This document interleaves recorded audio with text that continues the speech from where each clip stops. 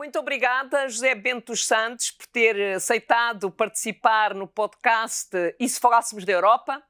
E hoje vamos falar da Europa e da gastronomia. O Bento dos Santos é presidente da Academia Portuguesa de Gastronomia, é um ativista da Academia Europeia de Gastronomia e hoje é fundador e co-presidente da Comunidade Europeia da Nova Gastronomia. E eu começava exatamente por colocar a questão de como é que a gastronomia contribui para a construção das identidades europeias. A gastronomia é, sem dúvida nenhuma, um património imaterial de todos os países, de todas as regiões. E, como dizia o ministro francês da Cultura,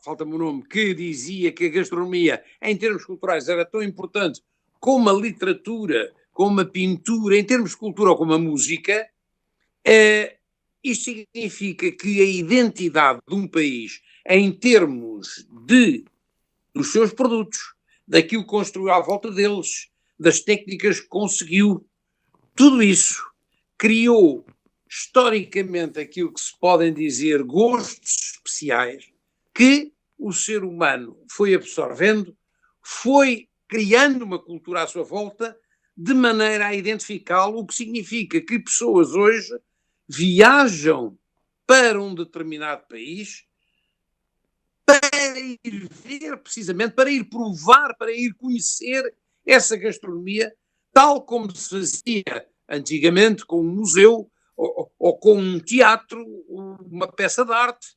Hoje, a gastronomia é, de facto, uma parte da cultura de cada país e de cada região. E essa importância começa hoje a ser sentida de uma maneira um bocadinho diferente do que era, digamos, há 50 anos, em muitas vezes pensava-se, quando se falava de gastronomia, enfim, falava-se de caviar e champanhe. E hoje, quando se fala de gastronomia, fala-se de um produto tão simples, sei lá, como uma ervilha lágrima, que é uma coisa que se produz no norte de Espanha, num canteirinho, e que é qualquer coisa de absolutamente extraordinário. É uma ervilha que tem um gosto especialíssimo e que hoje as pessoas que se deslocam ali para poderem ter o prazer de provar essa ervilha, e quem fala disso fala dos nossos cogumelos em Portugal, que viajam para todo o mundo, e fala, sei lá, do nosso peixe, enfim, de tantas outras coisas que têm a ver com a região onde foram criados. Fala-se muito da dieta mediterrânica. A dieta mediterrânica, no fundo, é uma marca que foi criada, que foi pensada depois de se reparar, de se notar num estudo epidemiológico que as pessoas que comiam de determinada maneira tinham uma saúde menos afetada por aquilo que comiam. Bom, infelizmente, a questão da dieta mediterrânica começou a esvanecer-se quando apareceu o supermercado. O supermercado que trazia alimentos de todo o lado não permitiu que fossem aqueles alimentos naturais com que habitualmente essa gente se alimentava e que eram imensamente saudáveis. Há a dieta mediterrânica como há uma dieta chinesa ou japonesa. Em todo lado há uma dieta especial. Portanto, considera que há essa relação entre a dieta e a região, eu diria como património imaterial, como há uma identificação de uma região com o seu património histórico, o seu património construído, o seu património natural, coloca também a gastronomia neste contexto. Absolutamente. E hoje em dia, nos últimos anos avançou-se muito, e hoje em dia fundou-se a Comunidade Europeia da Nova Gastronomia tem sede aqui em Lisboa, foi fundada, evidente, por Portugal, por Espanha, pela Polónia e neste momento está a entrar a Suécia, espera-se que a França possivelmente entre já a seguir. E o que é que se pretende? Isto era qualquer coisa que era importantíssimo transmitir, no fundo, a toda a gente, porque é uma noção... Mas se me permite, peço desculpa por interromper, se me permite, eu diria que esta agora Comunidade Europeia, já lá vamos, teve origem, se assim podemos dizer, num relatório aprovado pelo Parlamento Europeu, se bem me lembro, em 2014, em que exatamente reforçava a importância da gastronomia na cultura europeia, chamava a atenção para a necessidade da questão da gastronomia ser abordada do ponto de vista da educação, da cultura, da agricultura, da saúde, portanto, com várias dimensões conjugadas, exatamente pela importância da gastronomia e sugerindo até que se criasse uma Academia Europeia. E, portanto, este uma Academia Europeia que, no fundo, seria, em princípio, um conjunto de academias nacionais. E tentou-se isso, nem todos os países na Europa têm academias de gastronomia, mas foi possível criar uma academia ainda com bastantes países, mas logo a seguir pensou-se que era importantíssimo dar a noção a toda a gente que hoje a gastronomia tem 4 fatores, a que nós chamamos os 4 S, que são os pilares de tudo o que vai ser alimentação no futuro. Sabendo nós que a alimentação conta no conjunto do orçamento europeu ou do orçamento de cada país, em média, 1/3 do PIB dos países ou da Europa, a importância que se tem que dar à alimentação desde a produção, a produção primária, depois a indústria, a distribuição e depois o consumo. Estamos a falar disto tudo. De todo já o ciclo. Se este ciclo, há uma coisa que é fundamental que se percebeu.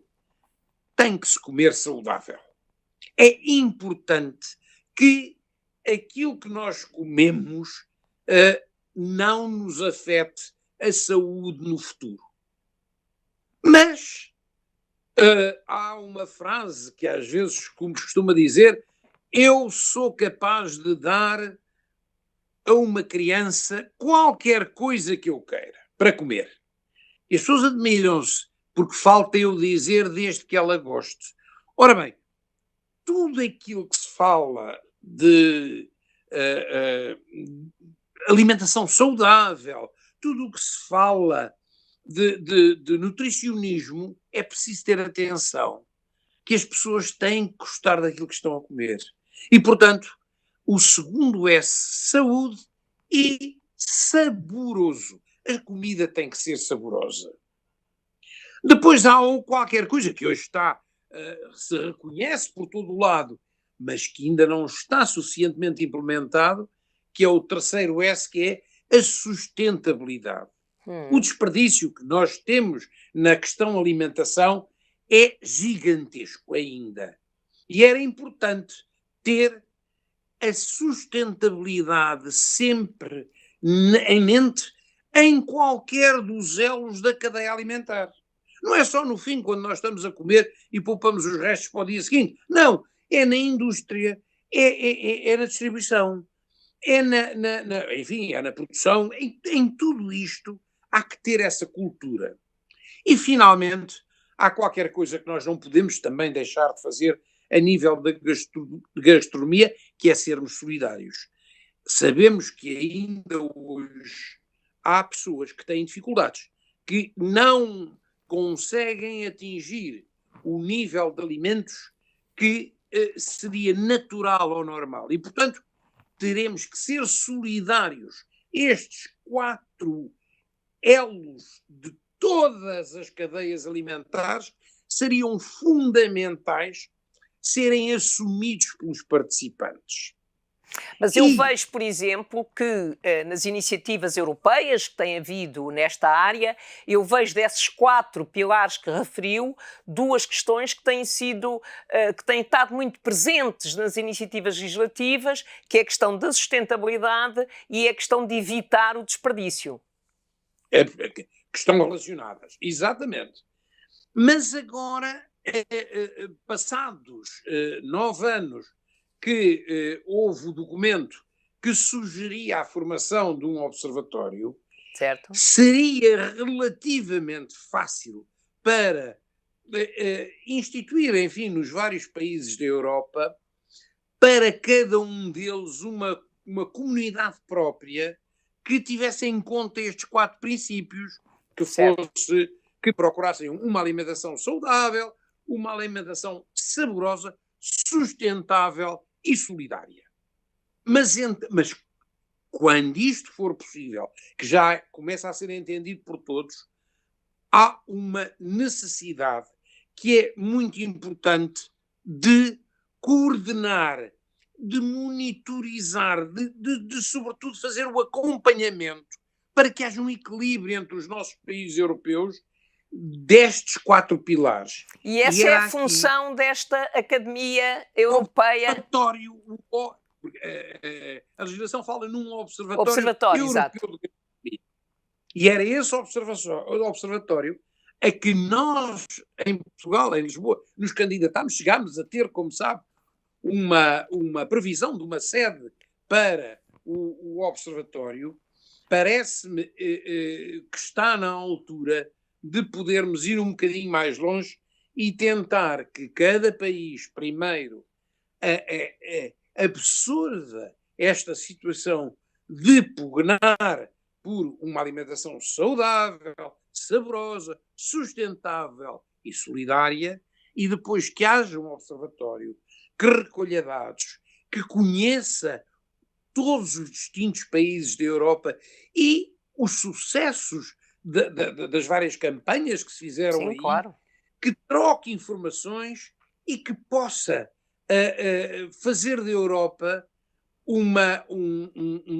digamos, um paraíso gastronómico, porque não? Portanto, esta Comunidade Europeia da Nova Gastronomia visa, de certa forma, eu diria, absorver, desenvolver esses princípios. Tal e qual. Era isto mesmo. Nós tivemos o primeiro congresso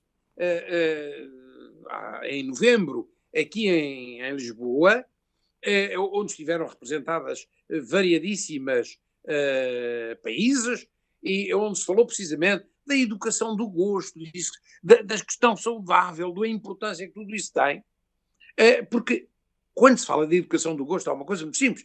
As nossas crianças vão para a escola e aprendem línguas, aprendem português, aprendem geografia e matemática e tudo isso. Mas aprendem muito pouco sobre alimentação, sobre o que são estes pontos, que na altura em que estão a iniciar as suas escolhas do gosto, como fazem nas outras áreas da cultura, que seria importante serem, digamos, bem educadas. E era importante que há alguns países que já adotaram nas aulas, nos ensinos mais básicos e secundários, esta disciplina, está na altura dela poder ter um programa a nível europeu. E o que é que esta Comunidade Europeia da Nova Gastronomia está a fazer para atingir esses objetivos? Está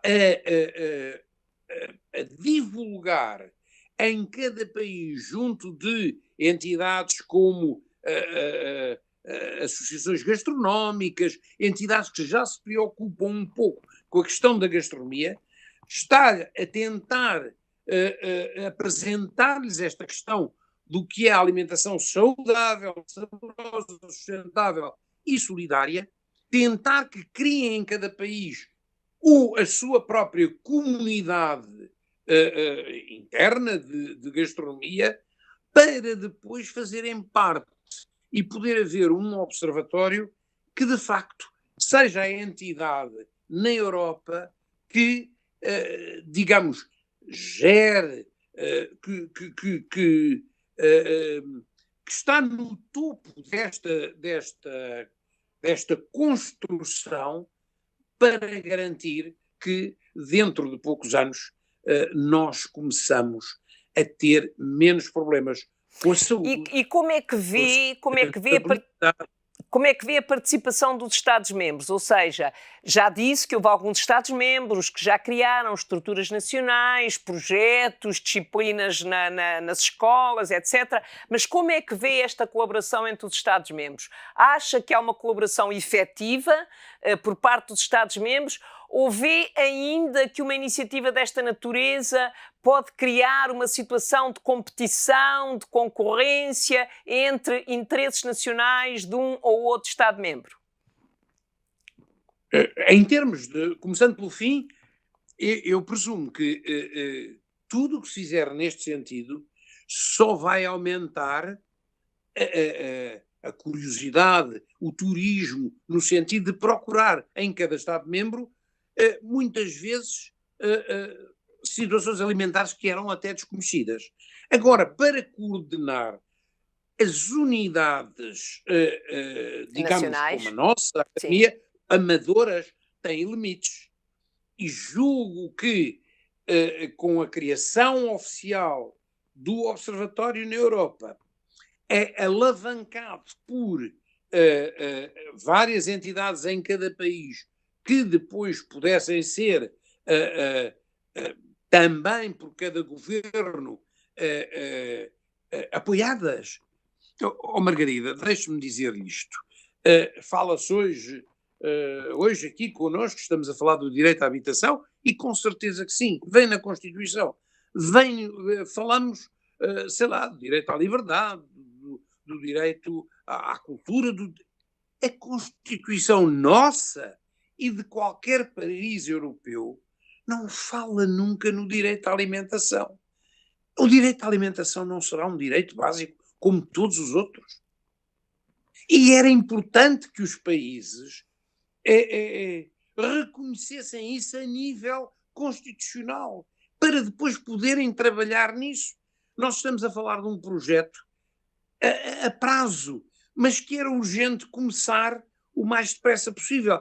Isto é uma visão de um amador, como sabe, mas é uma visão que tem anos e anos e anos de participação. Não, e de até porque, por exemplo, eu sou membro da Comissão de Comércio Internacional e nos tratados comerciais entre a União Europeia e o Mercosul, ou o Chile, ou o Japão, ou a Coreia, há sempre há um capítulo que diz respeito à qualidade alimentar. Ao respeito de certos standards, de certos níveis de qualidade alimentar. Ou seja, a União Europeia, na relação com os seus parceiros, designadamente com os seus parceiros comerciais, tem sido exigente em matéria de qualidade alimentar. Portanto, já é um princípio, já é qualquer coisa que vamos adiantados. E, portanto, era continuar sensibilizar esta questão da alimentação é muitas vezes dividida. Eu comecei por dizer naquela coisa de ir comer uma coisa muito especial, ou a seguir a nutrição das dietas em que não se pode comer nada. E não é isso. A alimentação representa para o ser humano o somatório dos maiores prazeres que ele tem na vida, de todas as satisfações que o ser humano tem de ler livros, de ouvir música, de todas as que se possa imaginar. A alimentação é qualquer coisa que é feita, enfim, na maior parte dos casos, 3 vezes por dia. E 3 vezes por dia é ou pelo menos pode ser, um verdadeiro prazer, uma satisfação, ter a todos os níveis, da criança ao idoso, por exemplo, neste momento já se sabe que uma das atividades para as pessoas mais velhas, que têm reformados, que têm dificuldades em ter atividades, é cozinhar, é extraordinário. Cozinhar parece ser qualquer coisa que lhes dá uma alegria extraordinária. E isto é muito importante. Eu não sei se o Bento dos Santos tem esse número, nem sei se esse número existe, mas hoje já é possível dizer, por exemplo, na mobilidade interna da União Europeia, no turismo no interior da União Europeia, qual é, se há um número que nos dê uma percentagem, qual é o peso, digamos, do turismo interno da União Europeia que é determinado pela procura de regiões gastronómicas, especificidades gastronómicas de uma região. Esse número existe, por exemplo? Eu não sei se existe. Eu não conheço. Eu também não, mas posso lhe dizer uma coisa. Nós que trabalhamos constantemente com Espanha, nós e Espanha, portanto, digamos, a Península Ibérica, este ano é o maior local, em conjunto, nós somos o maior destino turístico do mundo. E sabemos que cerca de 70% das pessoas que visitam o país dizem que vieram por causa da alimentação, por causa daquilo que os despertaram. E, portanto, temos aqui, não é um número que se possa estatístico, mas é qualquer coisa que me parece já muito importante. Indicativo. Eu agora tinha uma última questão para lhe colocar, o que é que a União Europeia pode fazer mais para que a gastronomia possa ser mais reconhecida como um elemento importante da construção, da definição das identidades das regiões, dos países, etc. O que é que a União Europeia pode fazer mais nesse sentido? Parece-me que já construímos 2014 e agora estas coisas não se constroem de um dia para o outro. Mas eu acho que, e nós aqui na Comunidade Europeia da Nova Gastronomia reunimos capacidades, conhecimentos, seria importante que eventualmente a União Europeia, se nós pudéssemos pudéssemos explanar, pudéssemos falar da importância e de como, em termos de União Europeia, avançar para o projeto do Observatório e depois como é que se faria a repercussão em cada país, porque também é certo que há países que aceitam, dou-lhe um exemplo, eu conheço muito bem a Suécia, e a Suécia, não é há meia dúzia de anos, mas não se falava de cozinha, não existia. Hoje é curioso dizer-se que na Suécia não há nenhum noivo que possa casar-se sem tirar um curso de cozinha. E as coisas mudaram de tal maneira que é possível convencer os vários países da União Europeia a importância. E a União Europeia podia fazer um papel extraordinário, de facto, com a criação deste observatório e de locais em cada país, de secções daquilo que fosse, de pessoas interessadas, conhecedoras e que pudessem ir desenvolvendo este conceito.